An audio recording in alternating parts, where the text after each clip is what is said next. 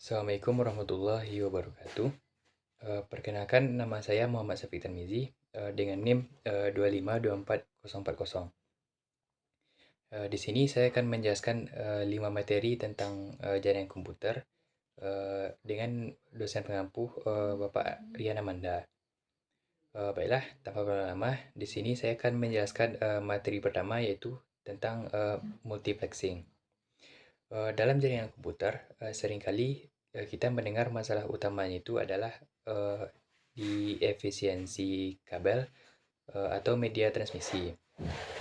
Simpelnya itu, eh, bayangkan kita punya 10 orang yang mau mengirim data secara bersamaan. Tetapi kita tuh hanya punya satu kabel tembaga atau secara optik. Kalau kita pikir, kan nggak mungkin juga kita harus pasang 10 kabel yang berbeda karena itu bakal boros biaya terus tidak rapi juga. Nah, di sini multiplexing itu hadir sebagai solusinya. Jadi, definisi umumnya multiplexing itu adalah teknik menggabungkan beberapa sinyal informasi dari banyak sumber untuk dikirimkan secara bersamaan melalui satu jalur komunikasi tunggal. Bayangkan, misal kayak ada jalan raya yang satu jalur. Kita tuh bisa mengatur gimana caranya agar mobil banyak ini bisa lewat bersamaan tanpa adanya tabrakan. Nah, simpelnya itu seperti itu. Terus masuk ke jenis-jenis multiplexing. Dalam praktiknya, multiplexing itu terbagi pada tiga jenis yang sering digunakan di dunia jaringan. Masing-masing tipe tersebut punya cara kerja yang unik pula. Yang pertama itu ada FDM atau Frequency Division Multiplexing. Nah, logikanya itu seperti pembagian berdasarkan lebar pita atau frekuensi. Contoh mudahnya itu, yang simpelnya itu kayak radio atau TV kabel. Meskipun kabelnya itu cuma satu, kita bisa menonton banyak channel karena tiap channel itu punya frekuensi yang beda-beda. Nah, mereka tuh jalan bersamaan, tapi itu tidak saling mengganggu gitu, karena jalur jalur frekuensinya itu dipisah. Yang kedua itu adalah TDM atau Time Division Multiplexing. Kalau FDM itu kan main di frekuensi. Kalau TDM ini, sedangkan TDM ini di waktu. Bayangkan kalau kita tuh punya satu pintu, terus ada 5 orang yang mau masuk gitu. Nah, caranya 5 orang tuh masuk kan kita kasih jatah waktu dulu. Nah, orang pertama masuk dulu, habis itu orang kedua, terus gitulah selanjutnya gitu. Nah, karena perpindahan waktu ini cepat, dalam hitungan milidetik, pengirim merasa mereka tuh mengirim data secara bersamaan. Nah, yang ketiga itu ada WDM atau Wavelength Division Multiplexing. Nah, ini tuh merupakan versi canggihnya yang dipakai di kabel serat optik atau fiber optik. Cara kerjanya itu menggunakan cahaya. Jadi, data itu dikirim menggunakan laser dengan panjang gelombang atau warna cahaya yang berbeda-beda. Jadi, dalam satu helai kaca tipis itu ada banyak warna data yang mengalir bersamaan tanpa tercampur. Lalu masuk ke komponen dan manfaatnya. Nah, manfaat kita memakai multiplexing ini yang pertama itu ada efisiensi biaya.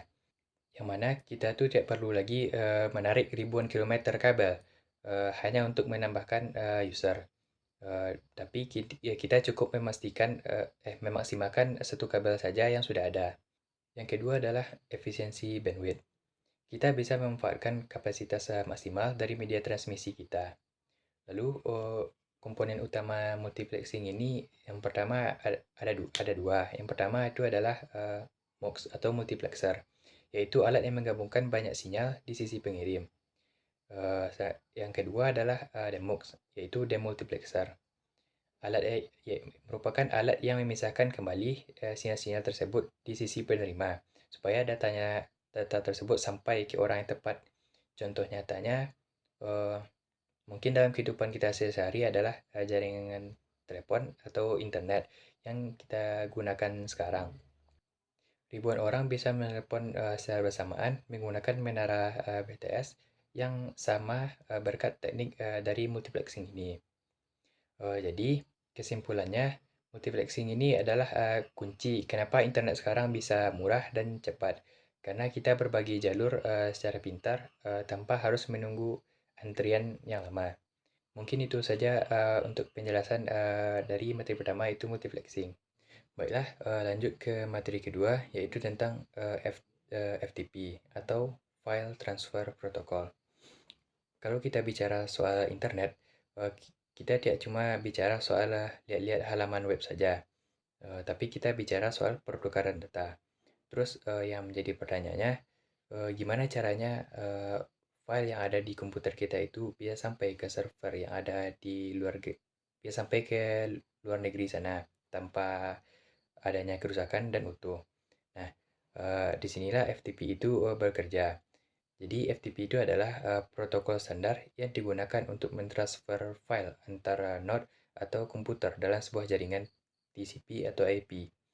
Jika jika kita pikir secara nalar, kita bisa mengibaratkan FTP ini seperti kurir logistik khusus digital, yang mana dia punya aturan main sendiri supaya file yang dikirim, baik itu dokumen, gambar, atau aplikasi, bisa sampai ke tujuan tanpa ada data yang hilang di tengah jalan. Lalu masuk ke komponen dan cara kerjanya. Dalam sistem FTP itu kita mengenal yang namanya konsep client server. Yang pertama itu adalah FTP server, yaitu komputer yang menyediakan layanan dan menyimpan file-file yang siap diunduh atau tempat kita menggunakan file. Habis itu adalah FTP client, merupakan perangkat kita yang meminta akses ke server tersebut menggunakan aplikasi seperti FileZilla atau WinSCP. FTP itu unik karena dia menggunakan dua jalur atau port yang berbeda. Yang pertama itu adalah port 21 atau control connection, yang mana jalur ini dipakai cuma untuk ngobrol atau kirim perintah. Misalnya kita ketik username, password, atau perintah ambil file ini gitu. Jadi jalur komunikasinya cuma gitu. Yang kedua adalah port 20 atau data connection. Jalur ini tuh khusus dipakai untuk transfer datanya itu sendiri. Nah, jadi komunikasi dan pengiriman data dipisah jalurnya supaya lebih stabil dan efisien. Dan yang ketiga adalah jenis mode FTP aktif sama pasif. Nah, eh, kita sebagai mahasiswa PTIK ini harus harus paham kalau FTP itu punya dua mode operasi, yaitu aktif mode dan pasif mode. Yang mana ini tuh penting untuk kita pahami. Yang pertama adalah tentang aktif mode. Di sini server yang aktif mencoba menyambungkan diri ke klien untuk mengirim data. Nah, masalahnya itu kalau komputer kita pakai firewall, seringkali koneksi dari server ini diblokir karena dianggap mencurigakan. Dan yang kedua adalah pasif mode. Ini adalah solusi yang modernnya. Di sini klien yang aktif meminta ke server jalur mana yang bisa dibuka. Mode ini jauh lebih aman dan paling sering kita gunakan saat ini karena bisa menembus firewall dengan lebih baik. Jadi kalau misalnya kita nanti setting server, terus FTP-nya itu tidak jalan, mungkin bisa dicoba cek modenya. Kemungkinan besar masalahnya itu ada di pengaturan aktif atau pasif ini. Lalu apa manfaat dari FTP itu dan apa tujuannya? Nah, yang pertama itu adalah transfer data besar. FTP itu jauh lebih handal untuk kirim file yang ukurannya itu besar, kayak gigabyte, dibanding kita kirim lewat email atau chat. Yang kedua adalah manajemen website. Semua web developer kalau mau memindahkan file website dari laptop mereka ke hosting internet, pasti menggunakan jalur FTP ini. Yang ketiga adalah backup data. Perusahaan besar itu biasanya menggunakan FTP server sebagai tempat penyimpanan cadangan data mereka secara terpusat. Perlu diketahui, sekarang itu sudah ada versi yang lebih aman, yaitu SFTP, yang menggunakan enkripsi, tapi dasarnya itu tetap dari konsep FTP yang dijelaskan tadi. Selanjutnya masuk ke materi ketiga, yaitu DNS atau Domain Name System. Nah, pernahkah kita pikir gimana caranya kita tuh bisa sampai ke website google.com gitu atau website atau youtube.com gitu tanpa salah alamat. Nah, secara nalar teknik, komputer itu sebenarnya tidak bisa dalam urusan mengingat nama. Komputer itu hanya mengerti angka yang kita kenal sebagai IP address. Di sisi lain, kita sebagai manusia sangat sulit menghafal deretan angka seperti kayak 192.168 dan seterusnya gitu. Nah, di sini DNS itu hadir sebagai jembatan atau kayak buku telepon yang besar yang menerjemahkan bahasa manusia itu atau disebut juga dengan nama domain ke dalam bahasa mesin atau IP address. Jadi, kalau tanpa DNS itu mungkin kita harus mencatat ribuan angka di buku eh, hanya untuk browsing setiap hari. Nah, DNS itu DNS tidak bekerja secara terpusat di satu komputer saja, melainkan terdistribusi dalam sebuah hierarki, yang mana ini penting dipahami agar kita tahu cara kerjanya secara mendalam. Masuk dulu ke root level domain. Ini adalah level paling atas, biasanya dilambangkan dengan tanda titik di paling belakang alamat web tersebut. Habis itu top level domain atau singkat juga dengan TLD. Ini adalah akhiran yang sering kita lihat seperti .com, .org, .id atau .edu gitu. Nah, habis itu second level domain, yang mana ini adalah identitas atau nama brandnya. Contohnya itu kayak seperti google.com gitu, youtube.com, atau UIN Bukit Tinggi, .ac.id gitu. Nah, terus ada juga yang namanya subdomain, yang mana ini merupakan tingkatan di bawahnya lagi, kayak portal .bukittinggi.ac.id gitu. Kata portal di sini merupakan subdomainnya gitu. Pembagian ini tujuannya itu agar pengelolaan alamat web di dunia ini biar dia tuh rapi gitu, terus tidak bentrok satu sama lain.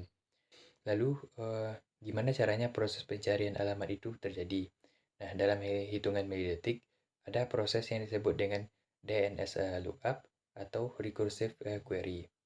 Saat kita tuh ketik google.com, browser kita itu bertanya dulu ke DNS resolver, biasanya milik ISP kita. Nah, jika resolver tersebut tidak tahu, dia akan bertanya ke root server. Nah, root server tersebut akan mengarahkan ke TLD server. Misal servernya itu seperti .com. Kemudian TLD server tersebut akan mengarahkan lagi ke authoritative name server yang memegang data spesifik tentang google.com. Nah, setelah itu setelah IP address-nya didapat, baru informasi tentang itu dikirim balik ke browser kita. Nah, proses yang panjang ini terjadi sangat cepat sehingga kita tidak tahu sehingga kita tidak bisa merasakannya sama sekali.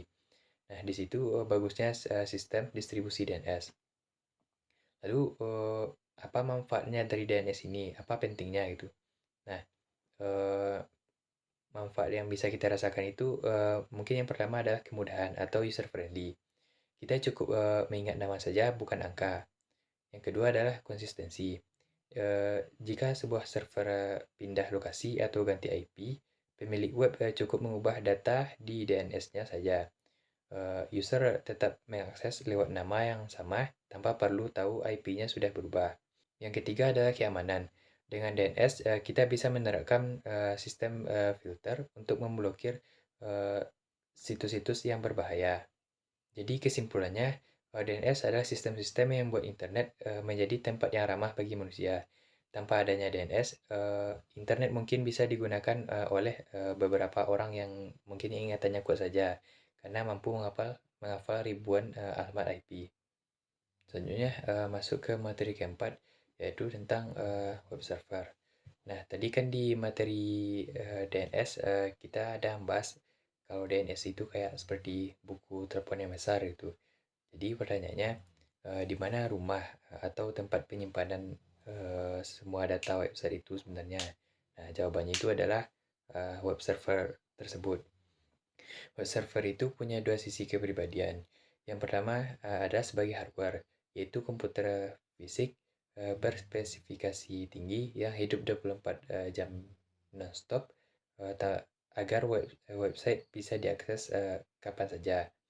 Yang kedua adalah sebagai software, yaitu aplikasi yang berjalan di dalam komputer tersebut yang tugasnya itu melayani permintaan kita. Nah, kalau kalau dianalogikan itu seperti pelayan yang ada di restoran. Kita pengunanya adalah pembelinya atau sebut juga dengan klien gitu. Terus menu makanannya itu adalah alamat website. Lalu pelayan ini adalah si web servernya. Nah, di si pelayan ini tugasnya itu menerima pesanan, terus mengambilkan pesanan tersebut ke dapur, lalu mengantarkannya ke meja kita. Tanpa pelayan ini, eh, meskipun makanan tersebut ada di dapur, kita akan bisa menyantapnya. Lalu masuk ke komponen utamanya. Sebuah web server dia akan berfungsi tanpa komponen-komponen pendukungnya.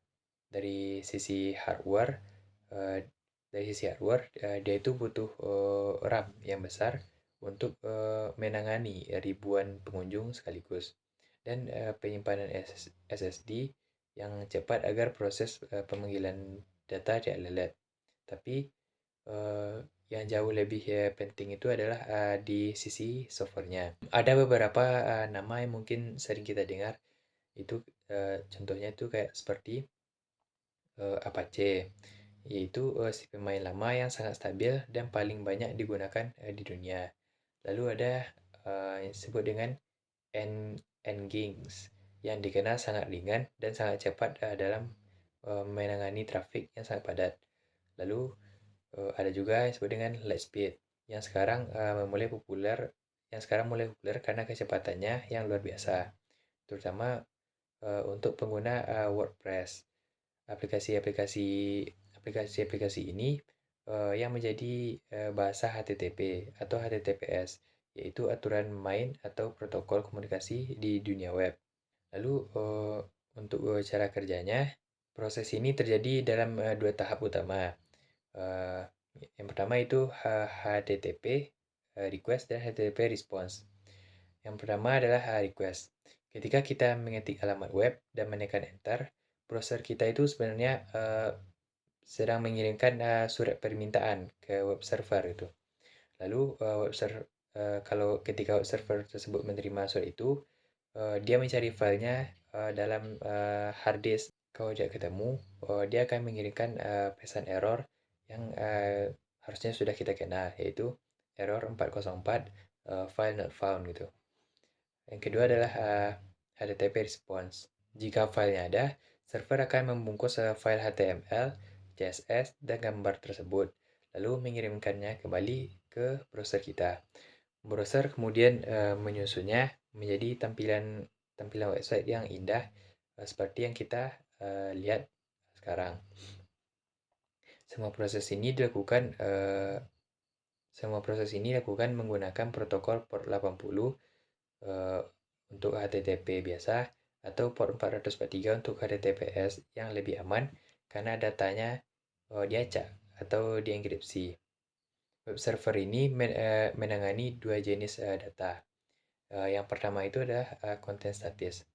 Ini adalah file yang isinya tetap seperti foto atau tulisan di blog sederhana. Siapapun orang yang buka file tersebut, maka hasilnya akan tetap sama. Yang kedua adalah konten dinamis, yang mana ini lebih canggih. Web server harus bekerja sama dengan bahasa pemrograman seperti PHP atau Python dan database kayak MySQL. Contohnya Kayak kita itu login ke portal kampus. Tampilan halaman yang dilihat oleh orang lain dengan tampilan halaman yang saya lihat itu pasti berbeda karena datanya diambil secara spesifik dari database gitu. Nah, di sini web server itu bekerja lebih keras karena dia harus memasak datanya terlebih dahulu sebelum disajikan. Jadi kesimpulannya, web server itu adalah jantung dari World Wide Web. Tanpa adanya web server yang handal, informasi yang tersebar di internet itu tidak akan pernah bisa sampai ke tangan kita dengan rapi dan cepat. Lalu masuk ke materi terakhir, yaitu tentang keamanan jaringan atau network security. Bayangkan kita sudah punya sebuah infrastruktur yang hebat, ada multiplexing yang efisien, terus ada FTP yang lancar, DNS yang terdata, terus web server yang kencang. Terus pertanyaan itu, apa gunanya semua itu kalau data dalamnya itu bisa dicuri, terus diubah, atau bahkan dihapus oleh seseorang yang tidak bertanggung jawab gitu. Nah, keamanan jaringan adalah sekumpulan kebijakan dan praktik yang dirancang untuk mencegah, memantau, dan melindungi akses yang tidak sah ke dalam jaringan kita. Uh, Simpelnya itu mungkin kayak seperti di rumah mewah. Kita tidak hanya butuh tembok yang tinggi, tapi kita juga butuh kunci pintu yang kuat, terus mungkin juga butuh CCTV, bahkan satpam untuk memastikan siapa saja yang boleh masuk dan apa yang boleh mereka lakukan di dalam rumah tersebut. Nah, kita sebagai mahasiswa Merdeka harus memahami konsep CIA Triad, yang mana ini adalah pondasi dasar keamanan jaringan yang terdiri dari 3 poin utama. Nah, yang pertama itu adalah confidentiality atau kerahasiaan. Intinya, data hanya boleh dibaca oleh orang yang punya hak akses. Contoh, misalnya saat kita mengirim pesan pribadi, kita tuh tidak mau orang lain di jaringan yang sama bisa mengintip pesan tersebut. Nah, solusinya itu biasanya menggunakan enkripsi. Terus yang kedua adalah integrity atau integritas. Ini memastikan bahwa data tidak berubah selama proses pengiriman. Jangan sampai semisal kita mengirim uang 100.000 melalui m-banking, terus gara-gara misalnya jaringannya itu lemot gitu, nominalnya itu bisa berubah jadi 1 juta di tengah jalan gitu. Jadi data itu harus tetap utuh dan asli. Yang ketiga adalah ketersediaan. Jaringan harus bisa diakses kapanpun dibutuhkan. Serangan seperti DOS atau DDoS yang membuat server down adalah contoh pelanggaran terhadap aspek ketersediaan ini. Agar kita bisa bertahan, kita harus tahu apa yang kita hadapi. Ada beberapa serangan umum yang sering menyerang jaringan kita. Yang pertama itu ada yang namanya phishing. Ini sering terjadi, yaitu penipuan untuk mencari identitas melalui link palsu. Yang kedua, ada yang disebut dengan DDoS atau Distributed Denial of Service, yang mana ini adalah serangan yang membanjiri server dengan trafik sampah agar server tersebut ngedown karena kewalahan dan tidak bisa melayani pengguna asli. Lalu ada yang disebut dengan man in the middle. Ini seperti ada orang ketiga yang menguping atau berada di tengah-tengah percakapan antara kita dan server. Nah, biasanya ini tuh terjadi kalau kita asal-asalan memakai WiFi publik tanpa adanya pengamanan. Lalu ada yang disebut dengan malware dan ransomware, yaitu perangkat lunak jahat yang bisa mengunci data kita dan meminta tebusan jika kita ingin data tersebut kembali. Terus gimana caranya kita tuh melawan hal tersebut secara teknis. Nah, yang pertama mungkin kita bisa melakukan firewall. Itu kita pasang penyaring digital untuk memblokir IP atau port yang mencurigakan. Lalu kita juga bisa menggunakan VPN. Kita buat jalur tersembunyi yang terenkripsi agar identitas kita tuh tidak terlihat saat berada di jaringan publik. Lalu ada autentikasi 2 faktor. Jangan cuma pakai password, tapi tambahkan juga lapisan kedua seperti kode OTP atau OTP ke HP kita. Lalu bisa dengan intrusion detection system. Kita pasang sistem deteksi dini yang bisa memberikan alarm. Jadi misalkan ada aktivitas yang tidak wajar di sebuah jaringan kita, maka kita tuh uh, akan mengetahuinya gitu. Nah, jadi kesimpulannya itu keamanan jaringan itu adalah proses yang tidak pernah selesai, karena setiap kali kita membangun tembok yang lebih tinggi, para peretas itu akan mencari tangga yang lebih panjang. Jadi oleh karena itu kesadaran atau awareness kita sebagai pengguna adalah kunci utamanya. Mungkin itu saja materi dari saya. Uh, saya tutup dengan Assalamualaikum warahmatullahi wabarakatuh.